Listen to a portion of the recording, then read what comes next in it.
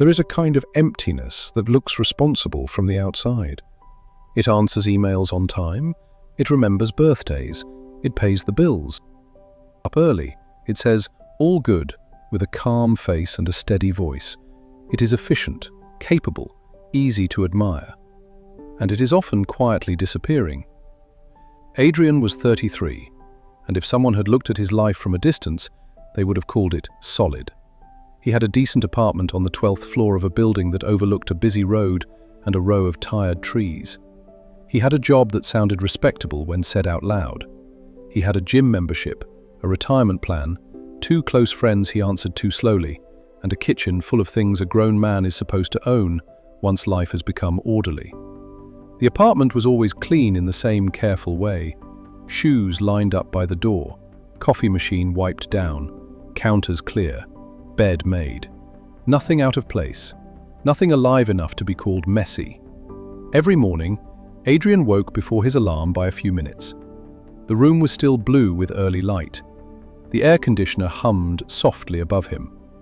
Somewhere far below, a bus exhaled at the curb.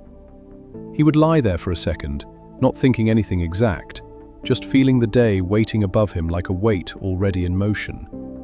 Then the routine began. Bathroom light, toothbrush, coffee, news headlines he barely absorbed, shirt buttons, keys, elevator, train, office. He moved through his life with the smoothness of someone who had repeated it so many times that his body no longer needed him fully present to perform it. That was the problem, though he did not know it yet. His life did not feel painful enough to question. It just felt strangely untouched. At work, Adrien was good at making other people feel that things were under control. He spoke calmly in meetings.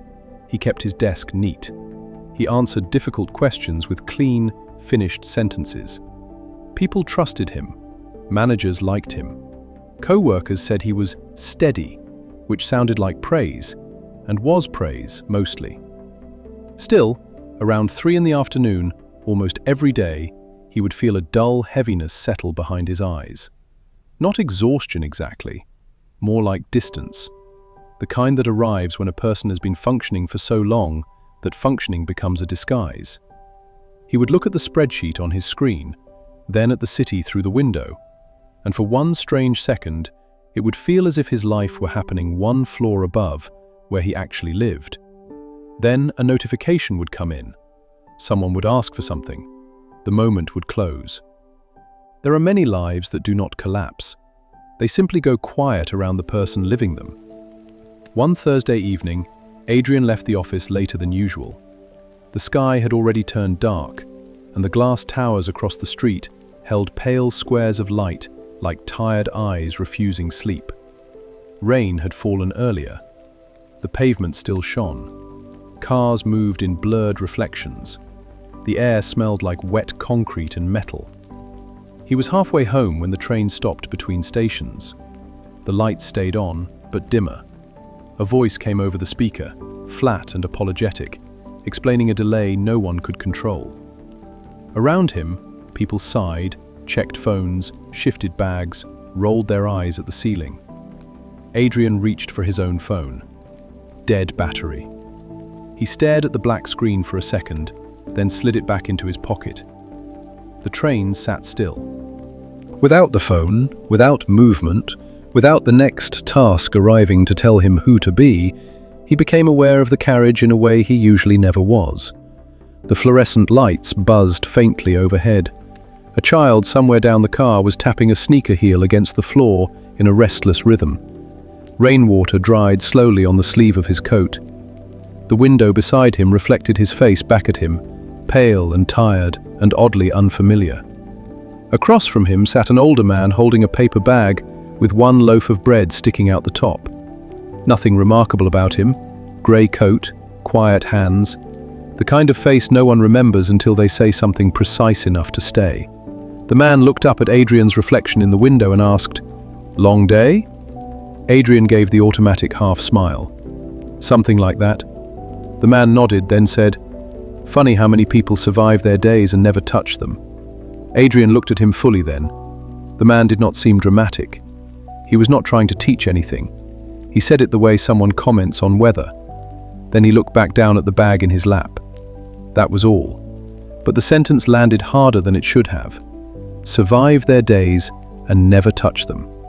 When the train finally began moving again, Adrien could feel the words still sitting with him. Not loud, not urgent, just impossible to shake. He watched the tunnel lights slide over the glass in brief white flashes. His own reflection kept appearing and disappearing. At home, he dropped his keys into the ceramic bowl by the door and stood in the kitchen without turning on the television. The apartment greeted him the way it always did. Silent, orderly, efficient. The refrigerator hummed. A faint draft moved the curtain near the window. The countertop reflected the weak yellow light above the stove. Everything was exactly where it belonged. And for the first time, the room did not feel peaceful. It felt absent, as if a life had been assembled there without a person fully inside it. He opened the fridge, closed it, filled a glass of water, took one sip, set it down, walked to the window.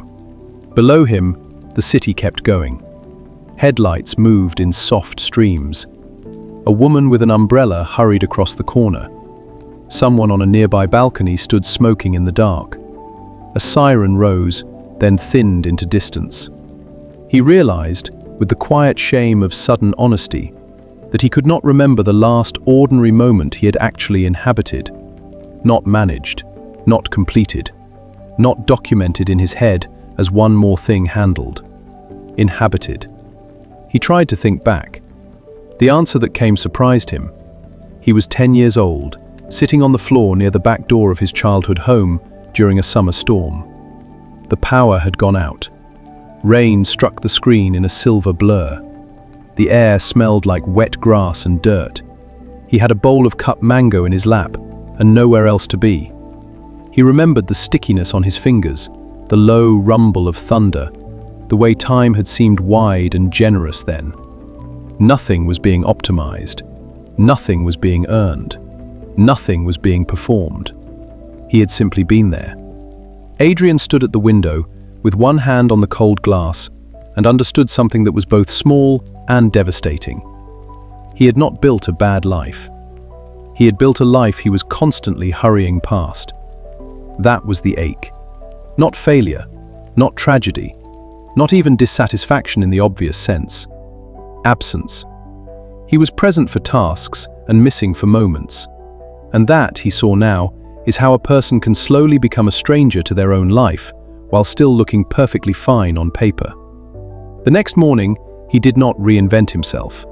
This is where weaker stories lie. They turn recognition into instant transformation because they do not understand how people work. Adrien still woke early, still made coffee, still wore the same dark coat, still took the train. But on the way to work, he walked past the cafe where he usually grabbed coffee to go, and for no grand reason, went inside. He ordered, sat by the window, and left his phone in his pocket. At first, it felt wrong, wasteful, unproductive, slightly irresponsible even. The table was warm where morning sun touched it. Steam lifted from the cup in soft white ribbons. Behind the counter, milk hissed into foam. Outside, people crossed the street in quick, private weather. A man adjusted his scarf. A cyclist shook rain from one sleeve. A woman laughed into her phone, head tilted back, fully inside whatever moment had found her. Adrien took a sip while the coffee was still hot. He noticed that he had not done that in months, maybe years. Nothing in the world changed because of those 12 quiet minutes, but something in him did. He began leaving small spaces unfilled. A walk home without headphones once or twice a week. Dinner at the table instead of over the sink. Looking out the train window instead of burying every pause in a screen. Calling one friend and telling the truth when asked how he was. Not the polished truth, the usable truth. "I think I've been gone for a while," he said one night, surprising himself as he said it. His friend was quiet for a second, then answered softly, "I know." That hurt, and helped. Weeks passed. The job stayed the same. The apartment stayed the same. The city remained noisy, impatient, expensive, and mostly indifferent. Adrien still had days that felt mechanical, still had evenings where the old numbness returned, still caught himself rushing through things he would later wish he had felt. But now he could tell the difference between being busy and being absent. That was new, that mattered. Because once a person notices they have been missing from their own life, they cannot entirely unsee it. And sometimes that is the beginning, not of a bigger life, of a more inhabited one. Months later, on another train ride home, Adrien looked around the carriage and saw the familiar faces of modern fatigue. Loosened ties, dead stares, glowing screens, shoulders held too high. He felt tenderness then. Not superiority, not distance, tenderness. Because he knew how easy it was to become efficient at everything except being alive. He watched the reflection of the city move across the window and carried one sentence with him into the evening. One sentence simple enough to remember and true enough to keep. A life can be full and still go unfelt. And if that sentence stirs something uncomfortable, good. Some discomfort is not a warning, it is an invitation. Come back before more of it passes with your name on it and your presence nowhere inside it.